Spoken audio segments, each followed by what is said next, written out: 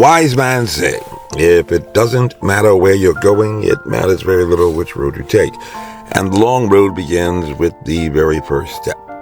The Marines, the few, the proud, will tell you on their official website that there is no room in our ranks for those who fall behind. And only 23% of age-eligible Americans are even qualified to begin uniformed military service as just an infantryman in the Marines or the Army, while less than 1% of Americans at any given time are even inclined to do so, and may give you any number of reasons why they have not done so in their choice. But most often you will hear them say that the military lifestyle simply was not a good fit for them in reaffirmation of their choice.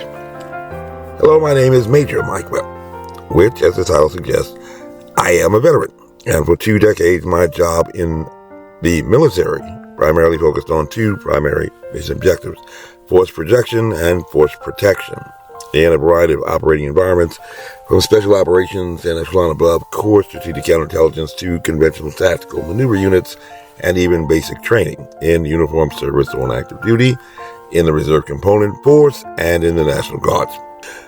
While my military occupational specialty as a commissioned officer, or MOS, was military intelligence in my military career, I had spent many hours on land navigation courses, both as a soldier in training and as an observer controller, assisting in the training of soldiers to successfully satisfy their training objectives. And according to military regulation, dead reckoning consists of 2 fundamental steps. The first is the use of a protractor, little instrument, and graphic scales, empirical measures, to determine the direction and distance from one known point to another known point on a map. We have 2 things that are known, not just assumed, not just hoped for, not taking on faith. A step that assists in developing a picture in quantifiable terms, not just feelings or opinions, and in graphic relief for our visual learners, which may inspire confidence in performing a task, because you know what it is that you are seeking, and you can see it and recognize it when you achieve it, while also provide assistance in early warning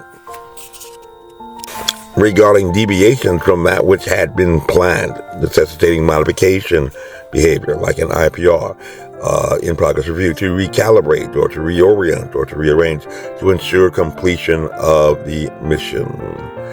The second step, according to military regulation and discipline, is the use of a compass and some means of measuring distance to apply this information on the ground, importing taking that reality and somehow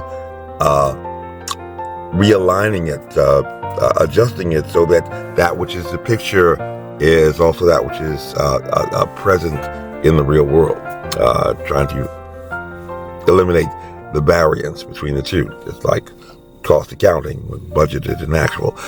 Importing some temporal estimate about the time it should take and how much effort should be required to reach that desired endpoint in success. Simply stated, in other words, it begins with the determination of a polar coordinate on a map and ends with the act of finding it on the ground. So we have dream coming to reality. Is just a scientific method. In fact, dead reckoning along a given route is the application of the same process used by map makers, as he establishes a measured line of reference upon which to construct the framework of his map. So, it's a proven method. Like in pandemic, noted for its evolving science, always changing, even land navigation, also some words change. Even land navigation provides a dynamic and fluid operating environment, and accordingly, most dead reckoned movements do not consist of single straight line distances, because you cannot ignore the tactical and navigational aspects of the terrain. You're going to run into a mountain, you're going to run into a river. Stuff happens. Enemy situation, natural and man-made obstacles, time, and safety factors. Another reason most dead reckoning movements are not single straight line distances, direct, is because compasses and pace counts are imprecise measures, requiring some correction. Again, in progress review, which even Rochelle Walensky, the former CDC director, had mentioned had not occurred in just the time of pandemic when she had come aboard and served her tenure. And as one might reasonably expect, error from them compounds over distance.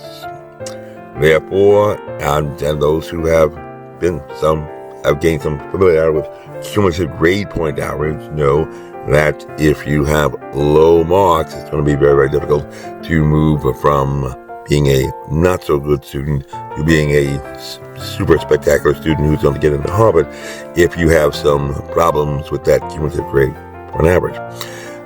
And as one might reasonably expect, error from these compounds over distance. Therefore, you could soon be far afield from your intended route, wanting to be that Harvard material, but not quite achieving it, if you perform the procedures correctly.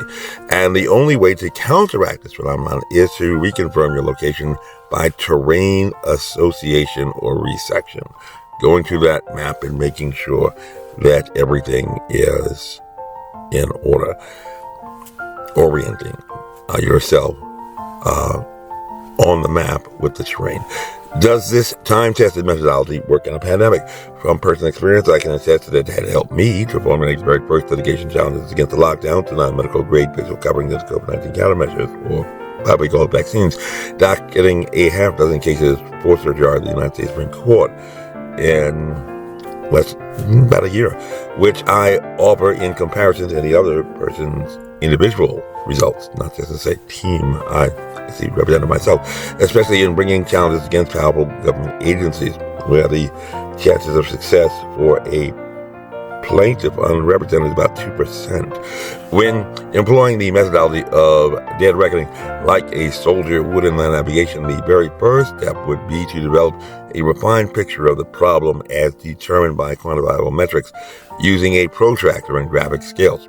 While even today, many standard epidemiological metrics of risk posed by the novel coronavirus remain unknown for whatever reason, like infectious dose, about which even the CDC has conceded the infectious dose of SARS-CoV-2 needed to transmit infection of COVID-19 has not been established, remaining just as elusive as the identification of the intermediary zoonotic source or other proximal origin if you suspect something else. And even several notable evolutionary biologists, including Eddie Holmes and Christian Anderson, have warned that failure to comprehensively investigate the zoonotic origin through collaborative and carefully coordinated studies would leave the world vulnerable to future pandemics arising from the same human activities that have repeatedly put us on collision course with novel viruses, which may be still lurking out there. There may be a creature somehow in that path between Yunnan, where the rat G13 is normally circulating as a reservoir, and Wuhan. There may be pregnant coronavirus strains that are just waiting to burst off and cause other pandemics. If this is how this virus had evolved. While the WHO director had stated that we, plural of I, underestimate this virus at our, plural of I, own peril, or my. According to former CDC Director Rochelle Walensky, this virus isn't stupid, but human behavior in this pandemic hasn't served us very well. And this virus, a single strand of RNA, lacking any sentient capacity for thought like yourself, even Dr. Anthony Fauci has admitted has fooled us, plural of I, before. And you look like an intelligent person.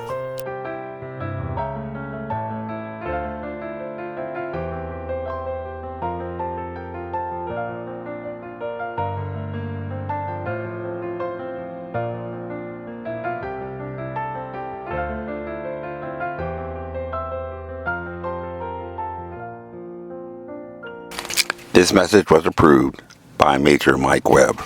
Honest.